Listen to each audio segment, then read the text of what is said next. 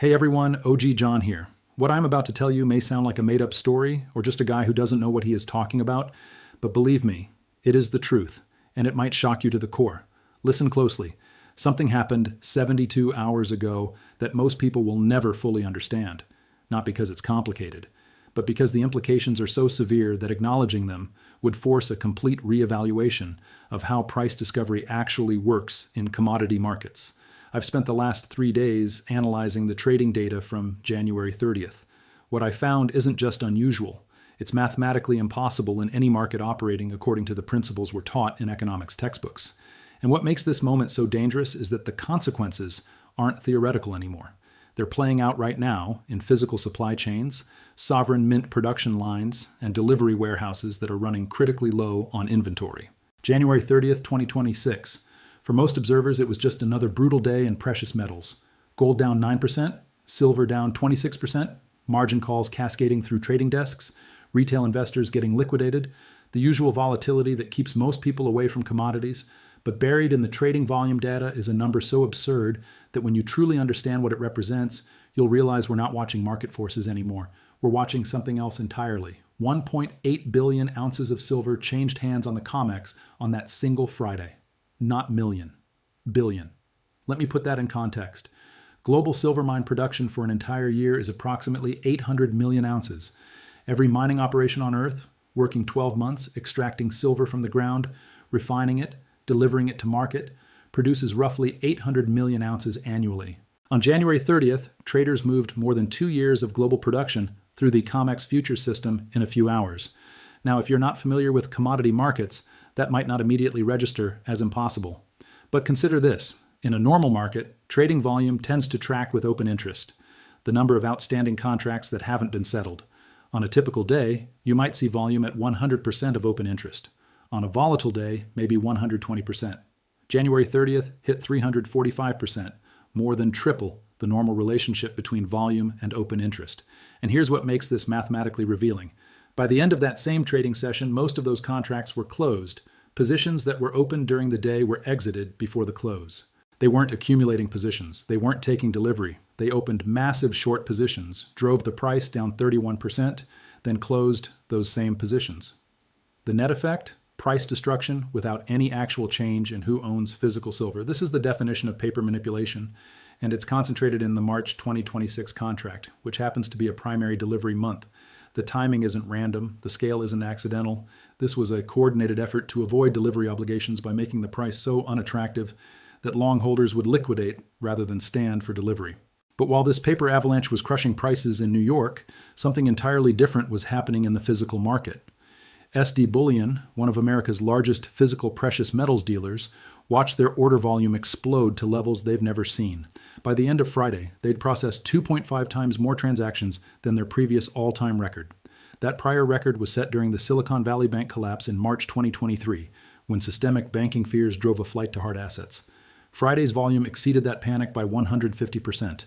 The revenue SD Bullion generated in those few hours matched entire months of sales from earlier in 2025. Think about what this means. Paper silver crashed 40%, and physical demand exploded by 250%. If the price was falling because of oversupply, because fundamentals had deteriorated, because demand was weakening, you would see the opposite pattern. Physical dealers would be sitting on inventory they can't move, mints would be scaling back production, premiums would be compressing. Instead, the opposite is happening. SD Bullion's COO, Cole Keller, just returned from Berlin, where he met with representatives from every major sovereign mint in the world. The Perth Mint, the Royal Canadian Mint, Austria's Münze Österreich, the Royal Mint in Britain, and the message from every single conversation was identical. Production capacity is overwhelmed. Blank supply is constrained. Delivery timelines are stretching beyond anything they've planned for. 30 days ago, if you ordered sovereign mint silver products, you'd wait 2 to 3 weeks. Today, 8 to 10 weeks. And that timeline is accelerating. If what you want to purchase isn't already in the production pipeline, it's not arriving quickly. The Perth Mint actually shut down new sales temporarily, just to catch up on existing orders. The Royal Canadian Mint is rationing through allocation systems. European mints are struggling with blank shortages, the raw silver planchets that get stamped into coins. And lease rates, the cost of borrowing physical silver for industrial use, are climbing rapidly. This is a classic supply bottleneck, the kind that develops gradually, then breaks suddenly. and the gap between paper prices and physical availability is widening every day. Now let's talk about what's sitting in COMEX warehouses, because this is where the math becomes truly dangerous. After January 30th, after 1.8 billion ounces traded and the price collapsed, registered silver stocks, the physical metal that's available for delivery against futures contracts, sits at 104 million ounces. Read that number carefully. They traded 1.58 billion ounces on paper. The physical inventory that backs potential delivery claims is 104 million ounces. That's a 15-to-1 ratio. If even 7% of those paper contract holders had demanded physical delivery, the warehouse stocks couldn't cover it. The system would have defaulted. And March 2026 is a primary delivery month, meaning contract holders who want physical settlement can demand it starting in a few weeks. The registered inventory is already running at historic lows, and physical demand is surging at record highs. What happens when delivery requests exceed available inventory? Historically, in commodity markets, when this type of squeeze develops, prices don't just rise, they spike vertically. Because the short sellers, the entities who sold contracts they can't deliver against, must either source physical metal at any price or default on their obligations. And default in the COMEX system would be catastrophic. It would destroy confidence in paper commodity markets entirely. But let's step back and look at the broader strategic context, because what happened on January 30th didn't occur in isolation. There are multiple converging forces that make this moment particularly dangerous. First, the White House just announced a $12 billion strategic mineral stockpile. The official announcement listed lithium, nickel, rare earth elements. Notice what's missing? Silver. But look at what those materials are used for. Electric vehicles, solar panels, advanced electronics, defense systems.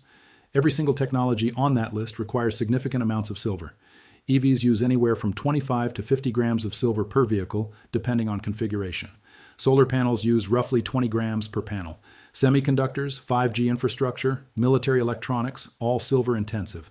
The United States is announcing a strategic stockpile of critical minerals for the energy transition and national security, but they're not mentioning silver explicitly. Why?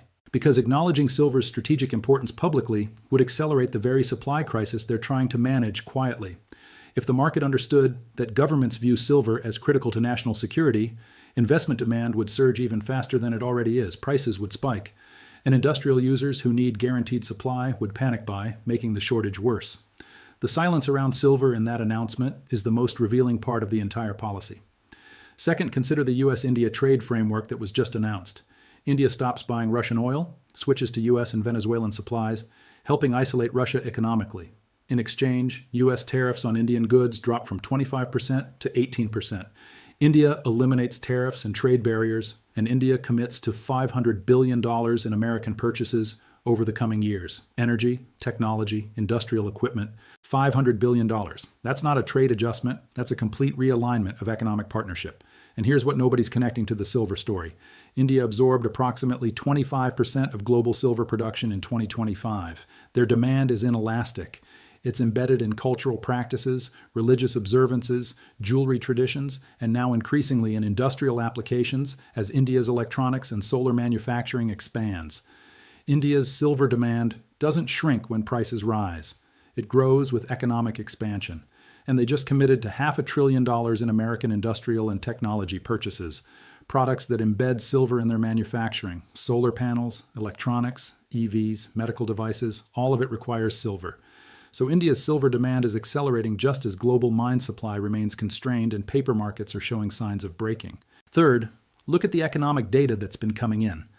The ISM Manufacturing Index for the United States just printed at 52.6. Expectations were 48.5. Anything above 50 signals expansion. This is the highest manufacturing reading in 40 months. Factories are expanding production. Industrial activity is surging.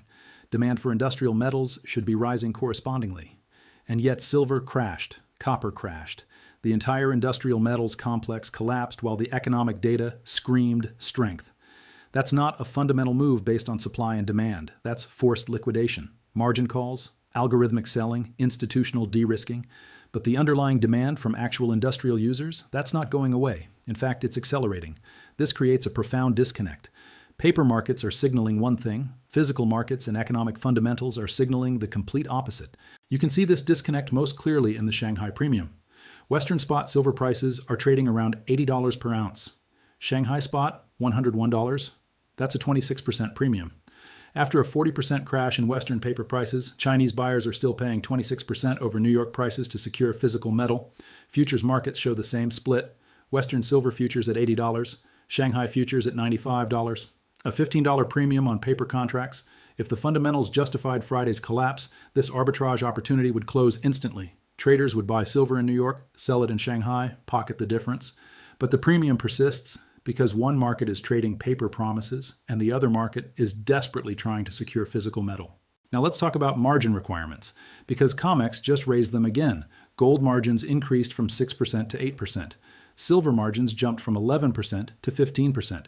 If you're trading with leverage, you either post additional collateral or your positions get liquidated. The Shanghai Gold Exchange raised margins from 20% to 26%. Every margin increase forces more selling, more liquidations, more pressure on prices, and the timing is revealing.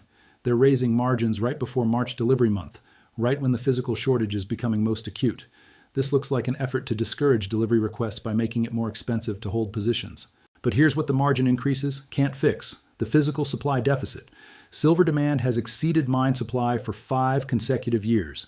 The deficit is being filled by above-ground stocks, recycled silver, and existing inventories.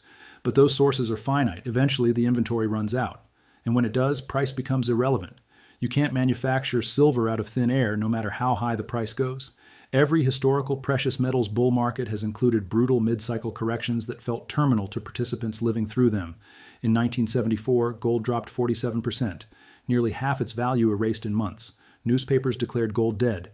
Analysts called it a speculative bubble. And then it ran 734% over the next 6 years, from $35 to over $800 per ounce. The current pullback in gold is 16% from recent highs. Silver crashed 40% on January 30th, but remains substantially higher than it was 18 months ago. Both are well within historical ranges for corrections inside long-term bull markets. And critically, none of the structural drivers have changed. Central banks are still accumulating gold at record pace. Global debt is still expanding exponentially. Monetary policy remains accommodative. Industrial demand for silver continues growing with the energy transition. The 5-year supply deficit continues. Physical shortages are intensifying, not resolving. Friday's paper dump didn't fix any of these fundamental issues. It created a buying opportunity that physical markets absorbed instantly, but it also created a dangerous illusion that the shortage problem has been solved by lower prices. It hasn't. Lower paper prices with exploding physical demand and widening supply deficits is the setup for a violent repricing event. The system is extraordinarily fragile right now. COMEX registered stocks at 104 million ounces. March delivery month approaching. Sovereign mints running 8 to 10 weeks behind on orders. Physical premiums at 26% over spot. Retail dealers processing record volume. Industrial users scrambling to secure supply. If standing delivery requests in March strain the vaults, if even a small fraction of contract holders demand physical settlement, the squeeze that analysts have been tracking for years could ignite within weeks. And unlike paper contracts that can be created infinitely, you can't just print more physical silver. Either the warehouse has the metal or it doesn't. The entities who dumped 1.8 billion ounces of paper contracts on January 30th bought themselves time. They pushed the problem forward. They discouraged some long holders from standing for delivery, but they didn't solve anything. In fact, they made the problem worse. Because every time they smash paper prices, physical buyers rush in. Retail demand surges. Industrial users accelerate procurement. Sovereign mints fall further behind. The deficit widens. And the calendar doesn't care about manipulation tactics. March delivery is coming whether they're ready or not. Here's what's unresolved. What's keeping strategists and market analysts uncertain? 1.8 billion ounces traded in a single day. Physical demand exploded to 250% of previous records. Delivery timelines tripled from 2 weeks to 10 weeks. Mints are shutting down new sales. Premiums are at 26% despite price crashes. Registered inventory is at historic lows. March delivery month is 4 weeks away. Does the paper manipulation continue, driving prices lower through forced liquidations until something breaks catastrophically? Or does the physical shortage overwhelm the system first, forcing a delivery default that destroys the credibility of paper markets? Does a sovereign mint publicly announce they cannot fulfill obligations? Does COMEX have to cash settle delivery requests because they lack physical inventory? Does China or Russia or India exploit this vulnerability by demanding delivery on massive positions?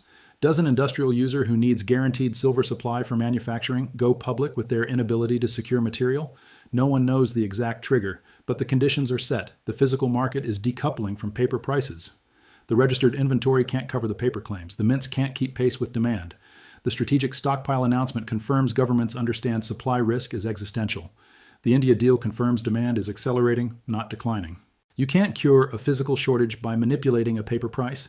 Eventually, the two markets reconcile, and when they do, the repricing is violent, because the gap between $80 in New York and $101 in Shanghai isn't sustainable. Neither is the gap between 2 weeks delivery time a month ago and 10 weeks delivery time today. Neither is the gap between paper contracts representing 15 times available registered inventory. These gaps close, not gradually, suddenly. The people desperately trying to keep prices suppressed through paper market manipulation are running out of time, out of physical metal, and out of credibility. Every data point from the physical market contradicts the paper price signal, and eventually price discovery moves to wherever physical metal actually trades. When that happens, the paper price becomes irrelevant. 31 days until March delivery obligations begin. 104 million ounces in registered inventory, 1.8 billion ounces dumped on January 30th. Sovereign mints 8 to 10 weeks behind, physical premiums at 26%, industrial demand accelerating, strategic stockpiling by governments underway, 5-year supply deficit continuing. The math doesn't lie, the calendar doesn't stop, and the physical market doesn't care what paper traders think silver should be worth. The clock is running. And the question isn't whether this resolves, it's when, and how violent the repricing will be when paper illusions collide with physical reality. Are you positioned for what comes next? Or are you still trusting the price signals from a market that just traded 2 years of global production in 3 hours without moving an ounce of actual metal? While you are thinking about this, make sure to subscribe to the channel so you never miss an update on what is about to happen next. This is OG John signing off.